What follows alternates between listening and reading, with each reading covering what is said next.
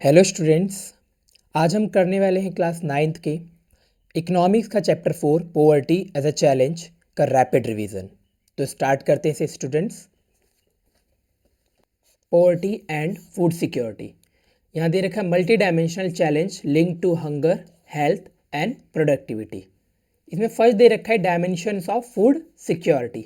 सबसे पहला है availability, means food must be produced within the country or imported and kept within physical reach of every person, means production plus stock. Means यहाँ पर food की availability की बात करी गई है स्टूडेंट, जिसमें अगर देश के अंदर ही जो फूड प्रोड्यूस हो रहा है, चाहे वो या फिर आप किसी और देश से इंपोर्ट कर रहे हो, वो किसी भी कंडीशन में फूड को आपने अपने देश में एज अ स्टॉक के रूप में रखना है ताकि फूड किसी भी कंडीशन में लोगों को अवेलेबल हो। सेकेंड है accessibility, ensuring that food is within reach of every person without any discrimination or physical barriers। मतलब किसी भी व्यक्ति से फूड के रीच तक पहुंचने के लिए डिस्क्रिमिनेशन या कोई फिजिकल बैरियर नहीं होना चाहिए। थर्ड है affordability, means individual must have the money to buy sufficient safe and nutritious food to meet their dietary needs, ताकि एक व्यक्ति सफिशिएंट सेफ और न्यूट्रिशियस फूड को खरीद सके, इतना पैसा उसके पास होना चाहिए।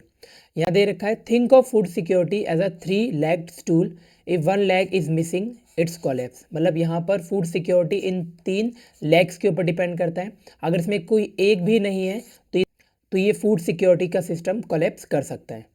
अगला दे रखा है economic vulnerability, means who are the most at risk. कौन है व्यक्ति जिसको फूड सिक्योरिटी के सबसे ज़्यादा रिस्क पे है। तो यहाँ अर्बन एंड रूरल पुअर्स की बात कर रहे हैं, गरीब हैं जो शहरों और ग्रामीण इलाकों में। Poverty disproportionately affect landless people, traditional artisans and self employed. तो ये ज़्यादातर किन लोगों को अफेक्ट करती है, वो जो लैंडलेस लोग हैं जिनके पास खुद की ज़मीनें नहीं हैं। सेकंड ट्रेडिशनल आर्टिशन, जो कि आर्टिशंस का काम करते हैं। And third self employed workers. अगला है casual labourers, means those depend on daily veg, वो लोग जो डेली दिहाड़ी कमाकर अपना गुजारा करते हैं। फेस द हाईएस्ट रिस्क, उन लोगों को फूड सिक्योरिटी का सबसे ज़्यादा रिस्क होता है। Even when food is available, market prices can make it unaffordable. अगर फूड अवेलेबल है तभी भी मार्केट प्राइस है जो फूड का वो इतना ज़्यादा होता है कि ऐसे लोगों के लिए फूड जो है वो अनअफोर्डेबल हो जाता है। एग्जाम्पल की बात करें, in Sonpur daily wage labour struggle to buy commodities despite market availability due to soaring prices. तो यहाँ सोनपुर एक जगह बता रखा है जहाँ पर लेबर जो है मार्केट में फूड अवेलेबल होने के बावजूद भी वो खरीद नहीं पाते हैं क्योंकि उनकी प्राइस काफ़ी ज़्यादा हाई होती है। अगला है सोशल वल्नरेबिलिटीज, सामाजिक रूप से कौन ज़्यादा वल्नरेबल है पुअर के। इसमें फर्स्ट दे रखा है social stratification. Poverty in India often overlaps with social identities. तो पोवर्टी इंडिया में सोशल आइडेंटिटीज़ के रिलेटेड भी होती है। Means specific communities face systematic barriers, कुछ कम्युनिटीज़ हैं जिनको बैरियर्स का सामना करना पड़ता है दैट एक्सरबेट फूड सिक्योरिटी, मतलब जो फूड सिक्योरिटी को ख़राब कर देते हैं। हाई रिस्क कैटेगरीज़ की अगर हम बात करें कौन है, तो ये शेड्यूल कास्ट हैं जिनको हम एससीज कह रहे होते हैं, schedule tribe STs and certain sections of OBCs other backward classes are often socially food insecure. तो फूड इनसिक्योर के लिए ये सोशल कैटेगरीज हैं।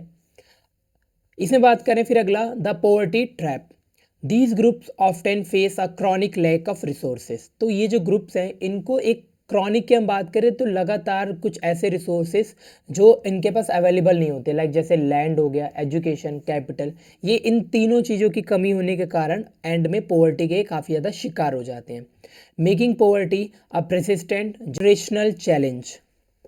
This lake of resources prevent them from building the 3-legged stool of availability, access and affordability। अब यहाँ अगला दे रखा है forms of hunger, chronic hunger है और सीजनल हंगर है। ये सारा स्टूडेंट्स आपकी बुक में से ही हमने उठाकर यहाँ पर इसको एक तरीके से रैपिड रिवीजन के रूप में बना रखा है जिसको आप एग्जाम से पहले कर सकते हो। तो क्रॉनिक हंगर पढ़ते हैं पहले। A sequence of diet that are persistently inadequate in terms of quantity और क्वालिटी। तो यहाँ पर ऐसे डाइट की बात करें जो लगातार इनएडुकेट है किस चीज़ में, क्वांटिटी में और क्वालिटी में, मतलब वो खा भी कम रहे हैं और जो खा रहे हैं उसकी क्वालिटी भी अच्छी नहीं है। It is a long term state often caused by extreme poverty, और ये लंबे समय तक होने के कारण लोग एक्सट्रीम पॉवर्टी में चले जाते हैं। सीजनल हंगर की बात करें तो it's related to cycle of food growing and harvesting prevented in rural areas when there is a no work in the field।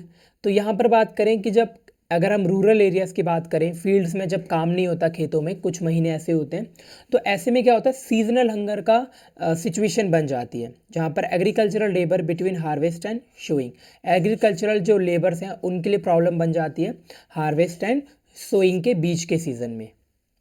अगला यहाँ दे रखा है the green revolution impact. Green revolution impact की बात करें तो फूड ग्रेन प्रोडक्शन दे रखा है मिलियंस टन्स में, और ये आप देख सकते हो कि यहाँ पर ग्राफ दिखा रखा है जिसमें यहाँ पर लगातार ये चढ़ रहा है ऊपर की तरफ, और यहाँ सन 1960 से 2024 के बीच में दे रखा है नंबर।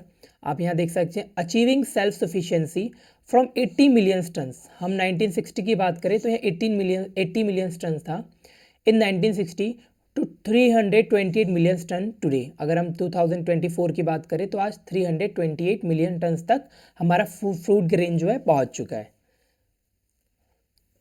अगला है आपका पीडीएस सिस्टम,